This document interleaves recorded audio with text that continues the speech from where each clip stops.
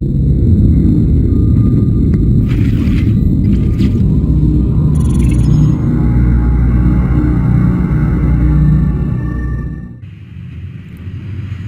and welcome back. In the previous video, we talked about processing blocks. In that, I've introduced you to three types of processing blocks we have in ABAP: the event blocks, dialog modules, and procedures. In this video, we'll talk about events. In events, we have different types of events, and they can be broadly classified as program constructor event, reporting events, selection screen events, list events, and screen events. All these events have certain key characteristics, some common features.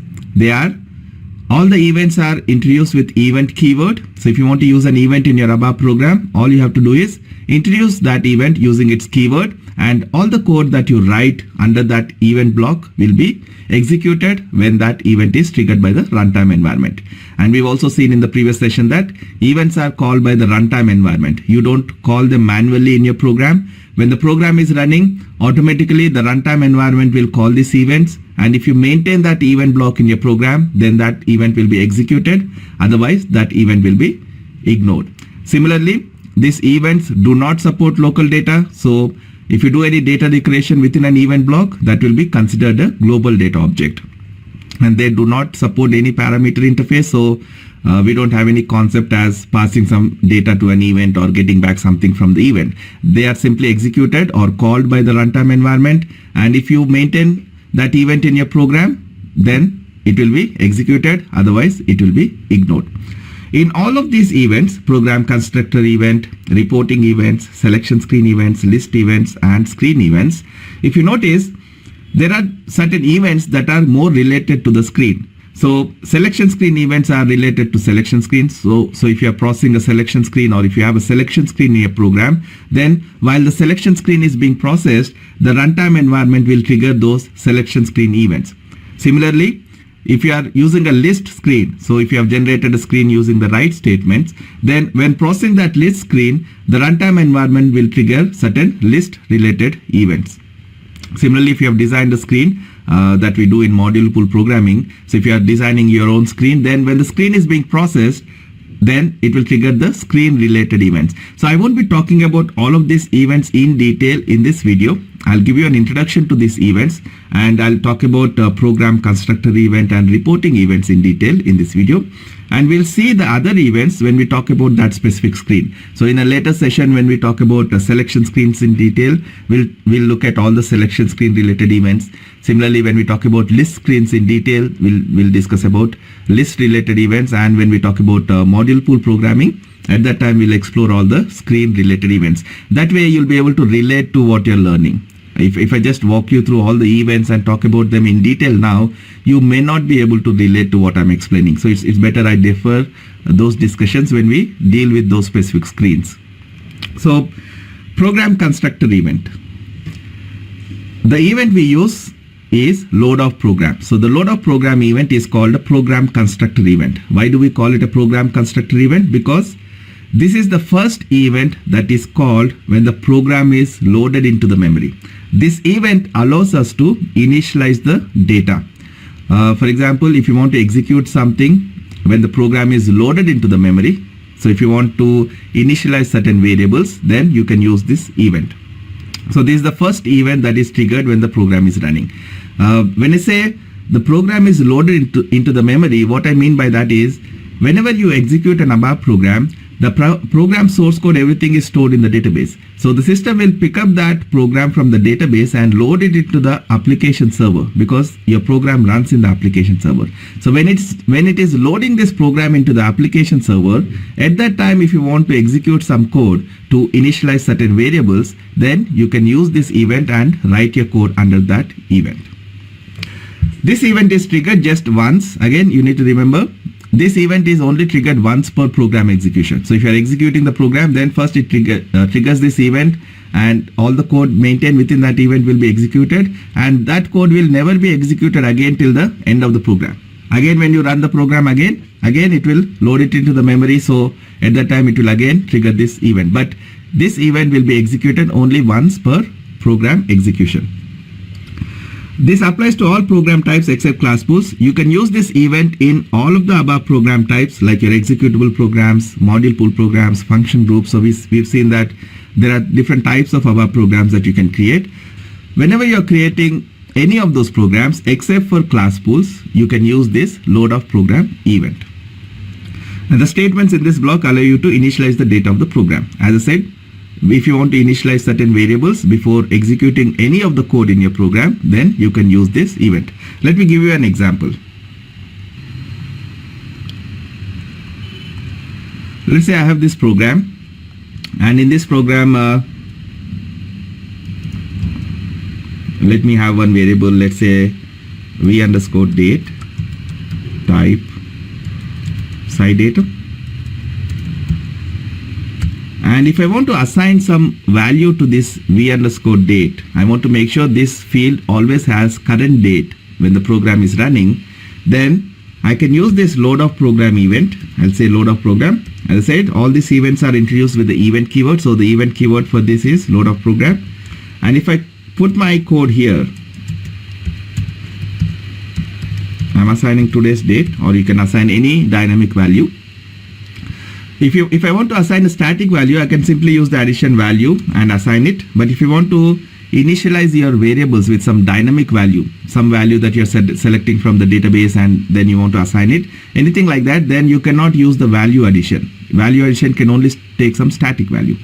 So if you want to assign any dynamic value, then I can use the load of program event, because this event will be called when the program is loaded into the memory. So I'm sure that whatever code I write here will be the first code that will be executed when the program is running. Before executing any other code in the program, this code will be executed. So I can use this event to initialize my data or do anything that you want to do at the beginning of the program execution. And then whatever code I write here will be part of this load of program. Then I can end that load of program event by either introducing another event or another processing block. So let me say startup selection. This is another event. When I say startup selection, then this code will belong to load of program, and whatever I type here after startup selection will belong to startup selection event. So let me simply say write vdate, something like that.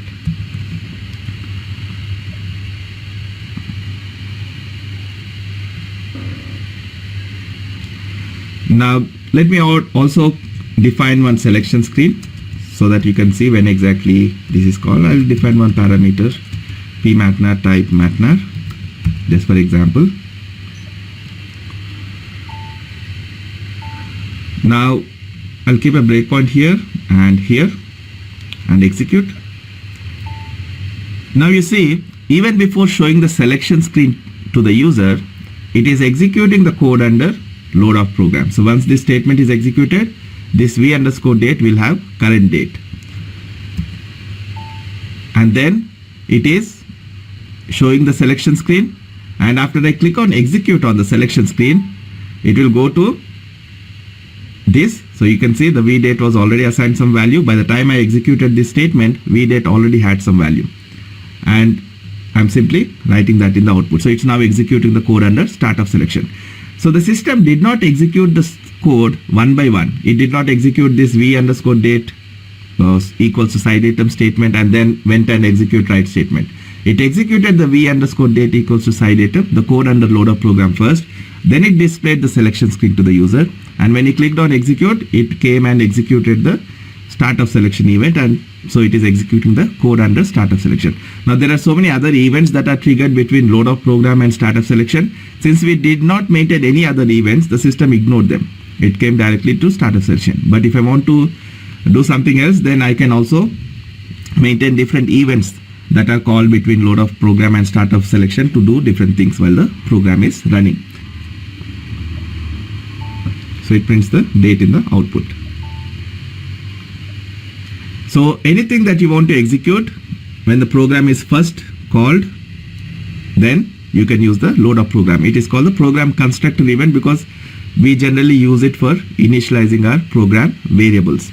I'll give you one more example. Let's say I have one subroutine in my program. I'll maintain the subroutine between form, get data, end form. When I use this perform statement, if I say perform get data, for example, then it will look for this subroutine within my program and execute it. In this case, it will first execute the load of program event. Then when the start of selection is triggered, it will execute this perform statement. And when the perform statement is executed, it will call the code that you maintain between form and form. If I don't maintain this form and form, it will give a syntax error saying that this form get data does not exist. I'm saying perform get data, but I'm not maintaining any subroutine. So the system is complaining that no subroutine exists. However, I can also call these subroutines externally. So if I use this syntax in program and give another program name, let's say _1. If I do this, now if I check syntax, it will not complain, because now I'm telling the system perform or execute this subroutine in this program, not in my current program. So the system will not look for that subroutine within my program, so it stops complaining. But during the runtime, it will look for this subroutine within this external program, and if that subroutine does not exist there, we'll get a runtime error. Okay, we won't get syntax error, but we'll get runtime error if it doesn't exist.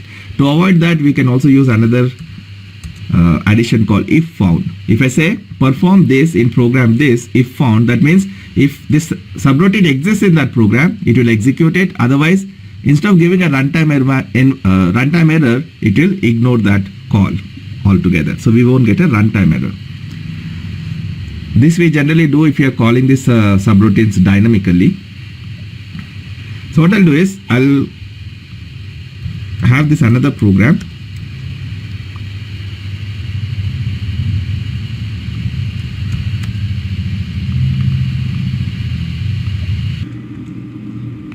In this program, I'll maintain this subroutine form info, and let me do this. Define this v_date.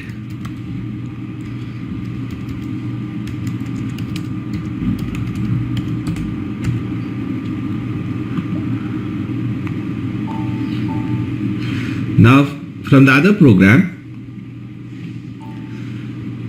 when I execute this program and when this perform statement is executed, it will look for this subroutine in this program and execute the code. And when it calls this subroutine, it will only execute the code that you maintain within the subroutine. It will not execute any other code of this program. For example, here if I maintain, let's say, start of selection, and here if I assign v_date equals to side item,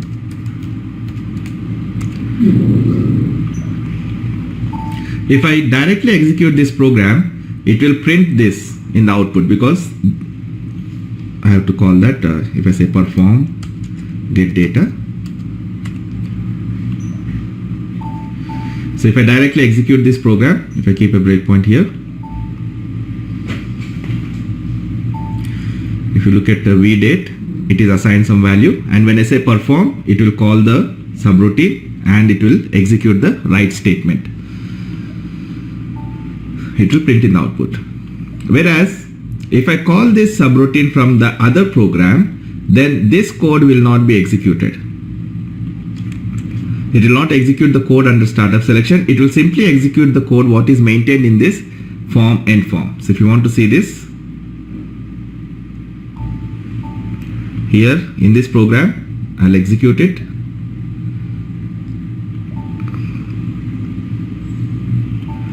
When I say perform get data in this program, currently we are in this ZST12 events program, and from that program I'm trying to execute a subroutine that is maintained in ZST12 events_1 program. So when I press F5, you can see it is calling this program events1, and in this program, if you see vdate, it is empty because this code is not executed. Only it will execute this write statement that is maintained between this form and form, and since it is empty, it will not print anything in the output. It is printing empty value. So if this program is called externally or if it is executed directly or if it is called externally, irrespective of the case, if I want to ensure that this vDate field is always initialized with certain value, then I can use this load of program here, event here, and I can assign some value. Let's say 2017 07/31, something like that. I'm using a different date just to differentiate between these two calls. So I'm initializing my vDate field with certain value, and I'm keeping this code under load of program. Now if I keep a breakpoint under load of program and then in this subroutine, if I execute directly also, first this code will be executed, then it will call startup selection and execute this code. But if I call it externally, in the earlier case, it was only calling the code between form and form. It was not executing this code that you maintain under startup selection. But now, since we have load of program, and this load of program is always called when the program is loaded into the memory, let's see what happens. So when I execute this perform statement now, in the first program, it is calling this new program. So this new program is loaded into the memory. So it is calling this v_date equals to something. It's executing this statement under load of program. So when I press F5, it will execute that statement. So here you can see, by the time it is reaching this form and form, this vDate is already assigned certain value. Okay. So this way I can ensure that before any code is executed in my program, certain variables are initialized with certain data by using this load of program event. So load of program is the program constructor event which is triggered when the program is loaded into the memory. So that's the first event that is always executed when the program is running. So that is your program constructor event. So in simple terms, if you want to execute certain code before executing any other code in the program, keep that code under load of program event. Then we have this reporting events. Reporting events can be used only in the executable type of program. So if you are using an executable type of program, earlier these executable programs were used purely for reports, but now we can use it for anything else. But originally their purpose was to create reports.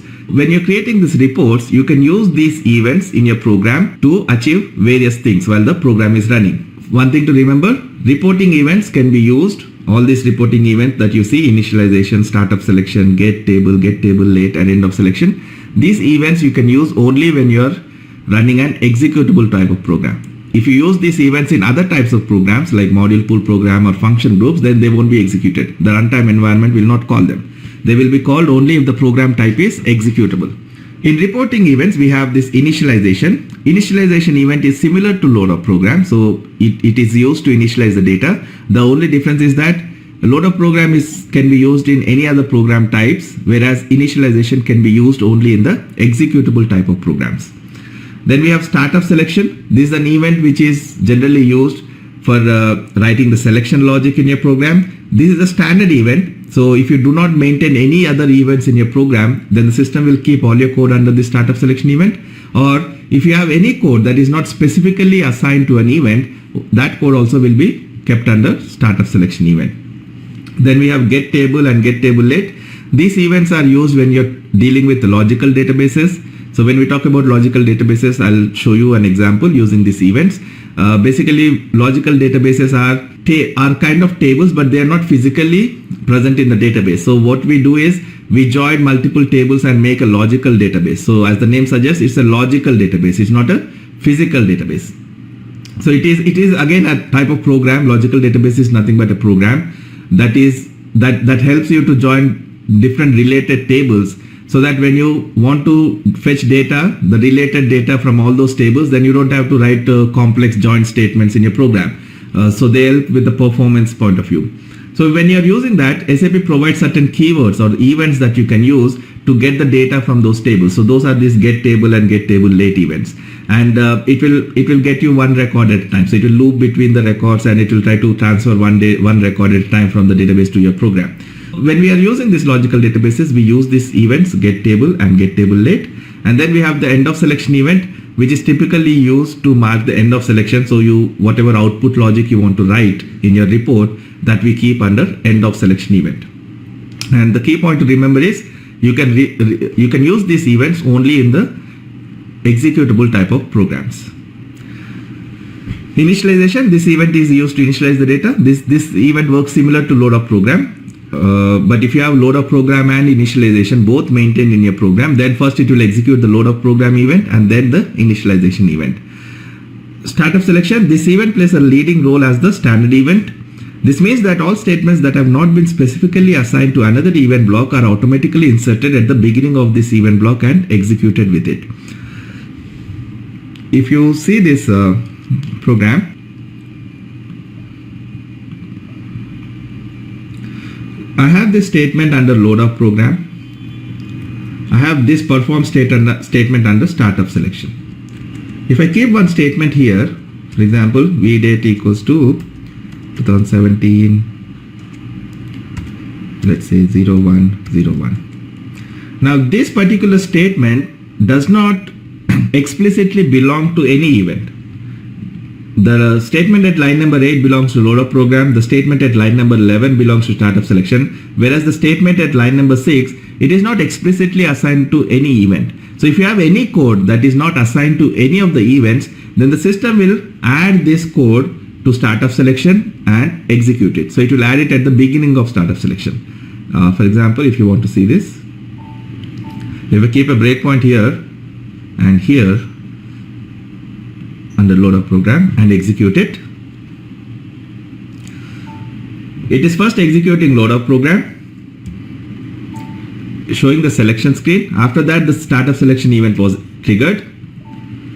And if you see, it is now calling this line number 6 v underscore date. So it's going to this report statement. The current event that is being processed is startup selection. So you can see it is executing this line number 6. You can see the arrow there where I'm assigning this value to v underscore date. So currently it is 2017-08-14. So it should change to 2017-01-01. Right? You can see it is changed. So that statement is executed and then it is executing the next statement under startup selection. So basically the system is adding this line to the beginning of startup selection and executing it. So startup selection event is the standard event. So if you don't have any events, then all the code will be part of startup selection, provided the program type is executable program. Or if you have any code in your program that is not explicitly assigned to any of the events, then or any of the processing blocks, then that code will be added to the beginning of startup selection and executed when the startup selection event is called by the runtime environment. So it does both of them.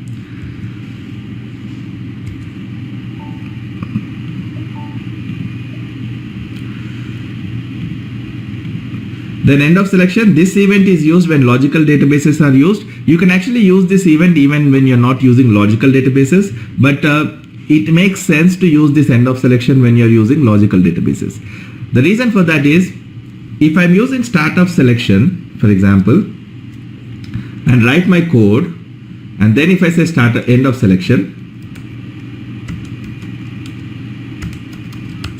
then whatever code I write here will be executed. So first the system will execute all the code under startup selection and then come to end of selection and execute all this code. Even if I don't use end of selection, it will do the same thing. If I just keep my write statement at the end of startup selection, then after executing all the selection logic, it will execute your output logic. Whereas if you are using logical databases, I'll have to use this event called get. For example, if I say get KNA1 table, and if I'm using a logical databases here, then it will not get all the data that I need at once into my program. It will loop through that table and get one record at a time. And if I keep my write statement here, then for each loop it will execute this code. It will execute my write statement. So your code is getting executed in each loop. So to separate that data selection from output logic, if I say end of selection, then it will execute all the code under selection logic. It will get all the data from the KNA1 table one by one, and after that you can write your code to do whatever you want to do with that data. Once all that processing is over, then it will trigger end of selection and execute your output logic. If you don't use end of selection, then your output logic also gets executed in each loop. So to avoid that, we mark that the data selection ends here, and then whatever code we maintain after end of selection should be executed after all the data selection is over. You'll get a better idea about this when we talk about logical databases. It's a separate topic and I don't want to club multiple topics into one session. So for now, just remember, under reporting events we have initialization, startup selection, and this get table and get table late data logical database events. And to be honest, we rarely use logical databases. We rarely use. So even if you don't know about them, it's still okay.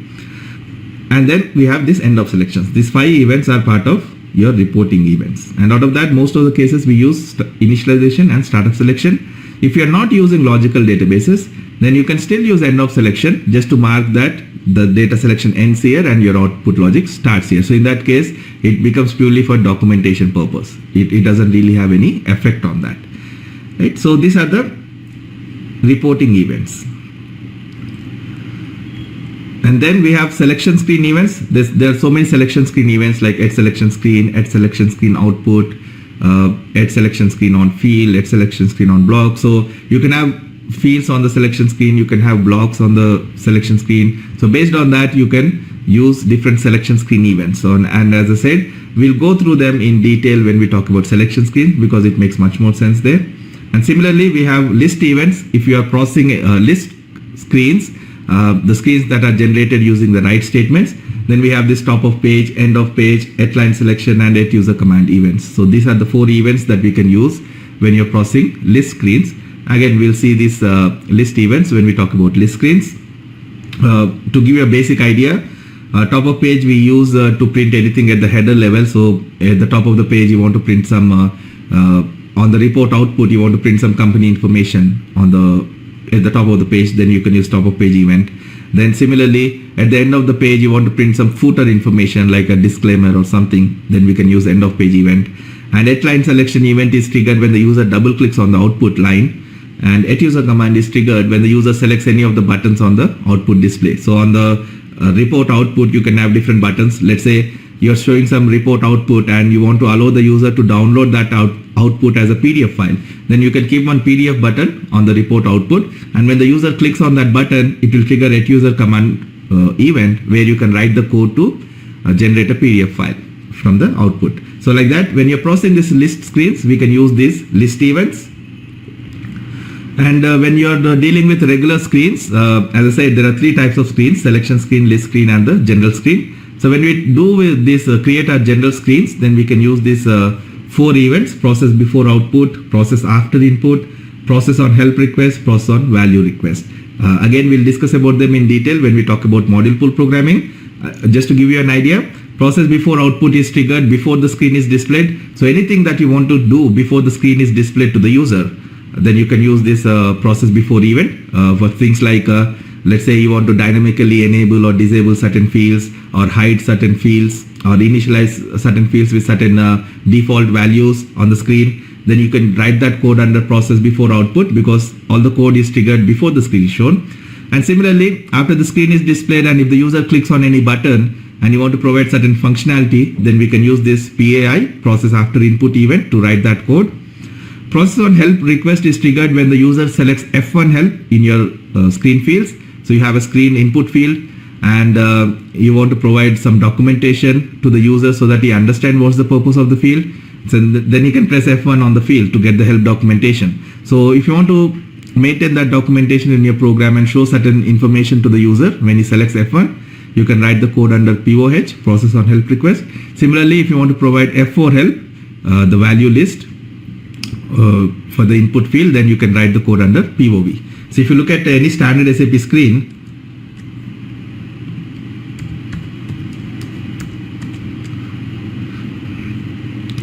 you can see that every input field has these two, F1 and F4 help. So if I press F1, it will show me the documentation about that field. What is this field for?